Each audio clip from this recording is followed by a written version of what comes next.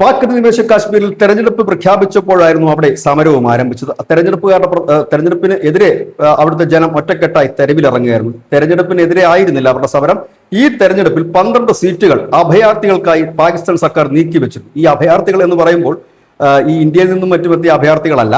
പ്രേക്ഷകർക്ക് ഒരുപക്ഷെ തെറ്റിദ്ധാരണ വരും. ഈ അഭയാർത്ഥികൾ എന്ന് പറഞ്ഞാൽ ഈ പാക് അധിനിവേശ കാശ്മീരിൽ പാകിസ്ഥാൻ കൊണ്ട് കുടിയിരുത്തിയിട്ടുള്ള ആളുകളാണ്.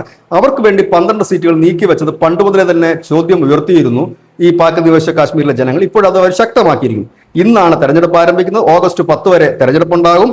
ഒപ്പം തന്നെ 3 ഘട്ടങ്ങളിലായിട്ടാണ് ഈ തെരഞ്ഞെടുപ്പ് നടക്കുന്നത്. ഇവിടേക്ക് 14,000-ഓളം പോലീസുകാരെ നിലവിൽ വിന്യസിച്ചു കഴിഞ്ഞിട്ടുണ്ട്. എല്ലാവരും ആയുധധാരികളായ പോലീസുകാരാണ്. അതോടൊപ്പം തന്നെ 53 നിയമസഭാ സീറ്റുകളാണ് ഇവിടെ ഉള്ളത്. അതിൽ 45 സീറ്റുകൾ ജനറൽ സീറ്റാണ്, ഇലക്ഷൻ നടത്തി മത്സരിക്കുന്നതാണ്. അതിൽ 8 സീറ്റ് സ്ത്രീകൾക്ക് സംവരണമുണ്ട്. ഒപ്പം തന്നെ പുരോഹിതന്മാർക്ക് സംവരണമുണ്ട്, ടെക്നോക്രാറ്റുകൾക്ക് സംവരണമുണ്ട്. ഇത് കൂടാതെയാണ് ഈ 12 പേരെ അഭയാർത്ഥികൾക്കായിട്ടുള്ള സീറ്റുകൾ ഇവിടെ നൽകിയിരിക്കുന്നത്. ഇവിടെ മത്സരിക്കുന്ന പ്രധാനപ്പെട്ട പാർട്ടികൾ പാക് മുസ്ലിം ലീഗാണ്, PPP, അതായത് നമ്മുടെ ബനസീർ ഭൂട്ടോയുടെ പാർട്ടി. ഇവരെല്ലാം ചേർത്തിട്ടാണ് ഇപ്പോൾ പാകിസ്ഥാനിൽ ഭരിക്കുന്നത്. ഇവരൊക്കെയാണ് ഇപ്പോൾ മത്സരിക്കുന്നത്. ഇമ്രാൻഖാന്റെ പാർട്ടി തെരഞ്ഞെടുപ്പ് ബഹിഷ്കരിച്ചിട്ടുണ്ട്. ഇത് കൂടാതെ തന്നെ പ്രാദേശികമായിട്ടുള്ള POK പാർട്ടികൾ മത്സരിക്കുന്നുണ്ട്.